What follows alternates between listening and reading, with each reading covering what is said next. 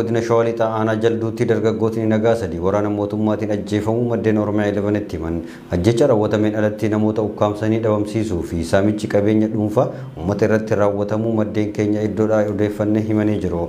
Guutuun gabaasa kanaa Gammachiis Magarsaatiin isiniif dhiyaata. Godina Shaggar Lixaatti waraanni mootummaa namoota nagaa badii tokko malee haala suukanneessaan ajjeesuu, saamuu, ukkaamsanii dhabamsiisuu fi reebuu maddeen keenya Oromiyaa 11tti himan. Haaluma kanaan Shaggar Lixaa aanaa jalduu ganda edemsaa iddoo addaa quuftuu jedhamutti waraanni mootummaa adoolessa 9 bara 2023 namoota sadii haala suukanneessaan yoo ajjeesu, namoota torba immoo ukkaamsanii dhabamsiisuu fi hedduu irratti immoo reebicha raawwatu Oromiyaa 11 maddeen irraa odeeffatee jira. Dargaggoota ajjeefaman keessaa kanneen maqaa arganne Biraanuu Raggaasaa Galatoo, Tashoomaa Warqiyyee fi Mangistuu Duroo ta'uu maddeen irraa qulqulleeffannee jirra. Qeerroo Biraanuu Raggaasaa dargaggeessa ganna 22 yoo ta'u, dubartii dhala hin qabneetu sirna guddifachaatiin fudhattee guddifatte jechuudhaanis nuuf himee jira. Osoo haati isa guddiftee sabbata hiikattee boossee kadhattu afaan isaa keessa rasaasaan rukutuudhaan erga ajjeesanii booda boollatti gatuudhaan reeffisaa akka hin kaafamne dhorkaa turuu isaanii maddeen Oromiyaa 11tti himanii jiru. Qeerroo Tashoomee Warqiyyee dargaggeessa ganna 25 yoo ta'u, qeerroo Mangistuu Duroo immoo dargaggoo ganna 24 ta'uu fi guyyaan wal fakkaataa ajjeefamuu Oromiyaa 11 odeeffatee jira. Namoota waraanni mootummaa ukkaamsuun bakka buusan dhabamsiisan keessaa obbo Abdiisaa Daaksisaa, Biraanuu Girmaa, Bojaa Gaaddisaa, Qeerroo Baalchaa Tolasaa, Qeerroo Hirphaa Taaddasaa, Qeerroo Raggaasaa Galataa fi Qeerroo Luuccoo Takkaalliin ta'uu maddeen irraa qulqulleeffannee jirra. Akkasumas waraanni mootummaa maanguddoota dabalatee namoota umurii garaagaraa keessa jiran irratti gara jabinaan reebicha kan raawwatan ta'uu maddeen keenya Oromiyaa 11tti dabaluudhaan himanii jiru. Haaluma kanaan namoota reebaman maqaan nu qaqqabe keessaa maanguddoo ganna 70 obbo Milkeessaa Gonfaa, maanguddoo ganna 65 obbo Takkaalii Lataa, obbo Guddataa Asaffaa, obbo Irrasuu Damee yoo ta'an namoonni biroos waraana mootummaan kan reebaman ta'uu maddeen keenya dabaluudhaan nuuf kaasanii jiru. Itti dabaluudhaan waraanni mootummaa maallaqa dabalatee qabeenya biroo kanneen akka huccuuf kophee mana namoota dhuunfaa seenuudhaan kan saaman ta'uu maddeen keenya dabaluudhaan nuuf eeranii jiru. Haaluma kanaan nama Jifaaraa Dabalaa jedhamu jalaa qarshii 3,000 fudhachuudhaan isa ajjeesuuf yoo itti dhukaasan fiigee jalaa ba'uudhaan lubbuu isaa oolfachuun maddeen Oromiyaa 11tti himanii jiru. Kana malees nama Kafanaa Barsiisaa jedhamu jalaa mana isaa seenuudhaan qarshii 4,000 kan jalaa fudhatan ta'us nuuf eeranii jiru. Gocha kana kan raawwatan raayyaan ittisa biyyaa mootummaa magaalaa Jalduutii ka'uudhaan ganama suubii osoo uummanni irraa hin ka'in mana isaaniitti cabsanii kan seenan ta'us nuuf himanii jiru. Waraana mootummaa of dura buusuudhaan miidhaa uummata irratti kan raawwachiise bulchaa ganda Edemsa Galaan kan turee fi yeroo ammaa milishaa ganda Kooluu Galaan ta'uudhaan hidhatee waraana mootummaa waliin kan socho'u obbo Alamuu Calqabaa ta'uu maddeen itti dhiyeenyaan beekan Oromiyaa 11tti himanii jiru. Godina Harargee Lixaa aanaa Odaa Bultuum keessatti gudeeddaa hidhaa fi saamichi hidhattoota mootummaatiin gaggeeffamu cimuu jiraattonni Oromiyaa 11tti himan. Maddeen naannichaa odeeffannee akka himanitti Harargee Lixaa aanaa Odaa Bultuum araddaa Dullachaa gaara Qeerransichaa iddoo jedhamtutti waraanni mootummaa shamarree maqaan isii Bilqiisaa Muhammad jedhamtu irratti gudeeddaa raawwachuu himanii jiru. Daraartuu Shaamii dabalata oduu kana akka ta'an suniif himti. Godina Harargee Lixaa aanaa Odaa Bultuum keessatti gudeeddaa hidhaa fi saamichi hidhattoota mootummaan gaggeeffamu cimuu jiraattonni Oromiyaa 11tti himan. Maddeen naannichaa odeeffannee akka himanitti Harargee Lixaa aanaa Odaa Bultuum araddaa Qeerransa iddoo jedhamtutti waraanni mootummaa dubartii maqaan isii Bilqiisaa Muhammad jedhamtu irratti gudeeddaa raawwachuu himan. Waraanni mootummaa maqaa opereeshinii waraana bilisummaa Oromoo sababeeffachuun naannicha qubsiise kunneen dubartii Bilqiisaa Muhammad jedhamtu osoo isiin magaalaa irraa galaa jirtu qabuun namoota hedduun gudeeddaa suukanneessaa irratti raawwachuu dubbatanii jiru. Humni mootummaa hidhatee naannichatti bobbaafamee jiru kun badii tokko malee uummata nagaa irratti yakkoota suukanneessoo raawwachaa jiraachuu kan himu namni bilbilaan odeeffanne kun naannichatti raayyaan ittisa biyyaa ofiin jedhu kun guyyaa guyyaan dubartoota gudeeduu qabeenya uummataa saamuu fi hidhaa yakka malee raawwachaa jiraachuu ibsanii jiru. Dubartii kana irratti gudeeddaa kanneen raawwatan miseensota raayyaa ittisa biyyaa kan maqaa sakatta'insa waboo bu'uureeffachuun godinichatti bobbaafaman ta'us itti dabaluun ibsee jira.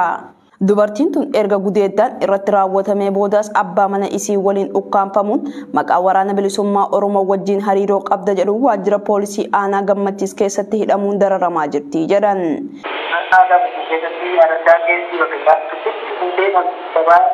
osoo cimaa itti kanatti qabattee kana booda bakka waan baay'ee irratti raawwatanii amma waliin fuudhaniitu abbaa manaatiin illee waliin waajjira poolisii jira. Sababni waan Oromoo taateef malee wanti biraa wanti hin godhe jiru. Waraana bilisummaa Oromoo deeggartanii waraana bilisummaa Oromoo naannawaa keessa jira jedhaniitu hawaasa tokko hin qabne qabaniitu as godhaa jiranii. Itti dabaluunis namni kun waraanni mootummaa kunneen horii hawaasaa humnaan fudhachaa kan jiru ta'uu fi namoota nagaa hedduu sababa tokkoon malee mana hidhaatti guuraa jiraachuu eeranii jiru. Akkasumas namoota daandii deeman jiraattota naannichaa yeroo isaan magaalatti deemanii fi magaalaa irraa deeman karaatti qabuudhaan wantoota isaan qaban irraa saamaa jiraachuullee kaasan. Haalli naannoo keessa jirru hammaataadha. Akkasumatti hawaasa baay'ee nama Alii Sujjaamu jalaa jiboota abbaa sadii fuudhuudhaan Abdallaa Jamaal nama jedhamu jiboota abbaa sadii jalaa fuudhanii akkasumatti qarshii maallaqa gara 12,000 wayii Alii Sujjalaa nama jedhamu jalaa fuudhanii haala rakkisaa keessa jira jechuudha. Hawaasni raayyaa ittisa biyyaatti abbaa araddaa waliin ba'ee kana walaa jiraa jechuudha. Erga mariin araaraa mootummaa Itoophiyaa fi waboo jidduutti Taanzaaniyaatti gaggeeffame wal hubannaan xumuramuun himame asitti lolli bifa haaraan cimee gola Oromiyaa hunda keessatti jabaatee itti fufee jira. Tasgabbii dhabiinsa Oromiyaa keessatti itti fufee jiru furmaata barbaaduudhaaf mariin nagaa mootummaa Itoophiyaa fi waraana bilisummaa Oromoo gidduutti eegalee ture akka itti fufuu ibsame. Mootummaan rakkoo nageenya Oromiyaa keessatti mudatee jiru fala kennuu qaba jechuudhaan miseensonni caffee Oromiyaa walgahii caffee Oromiyaa irratti kaasanii jiru.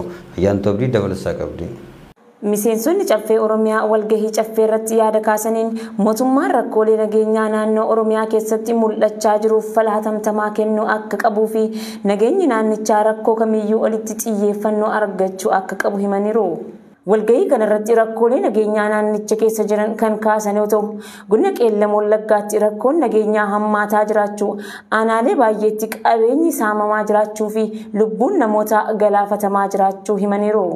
Akkasumas mariin nagaa mootummaa fi waraana bilisummaa Oromoo gidduutti eegalame nagaa fi tasgabbii naannichaa mirkaneessuuf furtuudha jechuun itti fufiinsa akka qabaatu gaafataniiru. Itti gaafatamaan waajjira badhaadhinaa Oromiyaa obbo Fiqaaduu Tasammaa marii nagaa mootummaa fi waraana bilisummaa Oromoo gidduutti eegalame itti fufsiisuuf mootummaan kutannoo akka qabu himaniiru. Mariin marsaa jalqabaa haldurreewwan garaagaraatiin milkaa'uu dhabuu ibsuun mariin kun kan itti fufu ta'uu fi rakkoolee uumaman kan furan ta'uu hoogganaan biiroo bulchiinsaaf nageenyaa Oromiyaa Komishinar Kaffaloo Tafarraa himaniiru.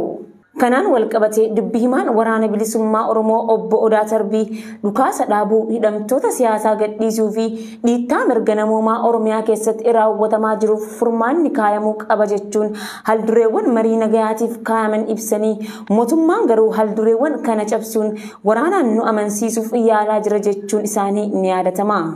Mootummaa fi waraanni bilisummaa Oromoo marii nagayaa adeemsisuuf fedhii qabaachuu ibsanis hanga ammaatti mariin jalqabamee fi itti adeemamaa jiru hin jiru. Guddina Oromiyaa mirkaneessuu fi biyyattii keessatti nagayaa fi tasgabbii uummataa eegsisuuf mariin nagayaa qaamolee lamaan gidduutti adeemsifamu murteessaa ta'uu yeroo garagaraatti ibsamaa jira.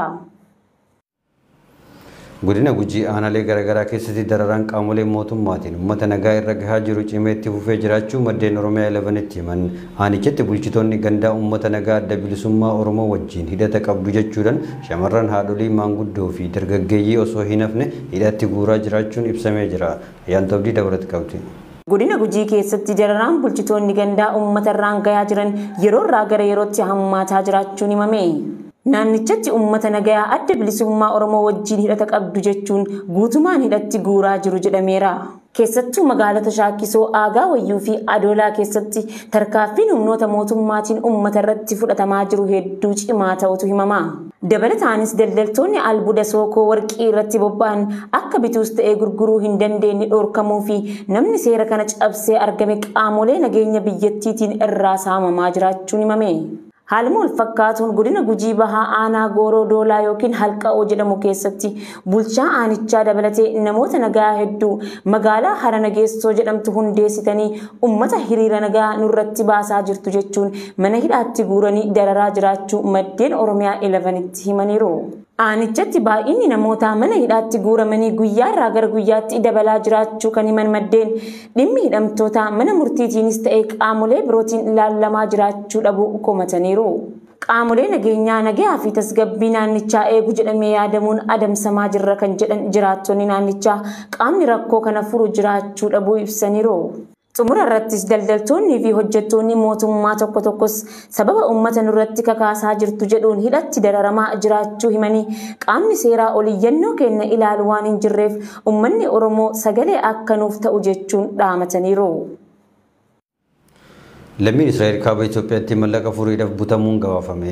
Akka ministeerri biyyattii himetti lammiin Israa'el kan umriin isaa 70 oli jedhame kun qaamolee mallaqa barbaadaniin kan ukkaanfame yoo ta'u guyyoota muraasaan dura gara Gondar imaluu isaatu himame. Guutuun oduu kana akka itti aanuuf dhiyaata. Akka ministeerri biyyattii himetti lammiin Israa'el kan umriin isaa 70 oli jedhame kun qaamota mallaqa barbaadaniin kan ukkaanfame yoo ta'u guyyoota muraasaan dura gara Gondar imaluu isaatti ibsame. Uggurtoonni jalqaba irratti mallaqa miiliyoonaan lakkaa'amu gaafachuu fi boodarraa ammoo mallaqa 100,000 lakkaa'aman gadi buusuudhaan gaafachuu isaanii ibseera. Maatiin nama kanaas suuraa harka isaatiin kaafame argachuu isaanii miidiyaalee kanneenii fi uummataaf gabaasanii jiru. Ministeerri dhimma alaa biyyattii ibsa kenneen waa'ee taatee kanaa kan naannoo kaaba magaalaa Gondaritti mudate wiixata dheengaddaa gabaasa akka argate ibsee jira. Ministeerichi butamuu turistii kanaa kaayyoo yakkaatiif kan qindaa'e ta'uu akka amanu ibsee jira. Kutaan lammiilee Israa'el biyya keessa jiranii fi maatii Israa'el keessa jiran waliin wal qunnamtii kan qaban ta'uu dhimma kana irratti Interpol waliin akka hojjechaa jiranis ibsamee jira.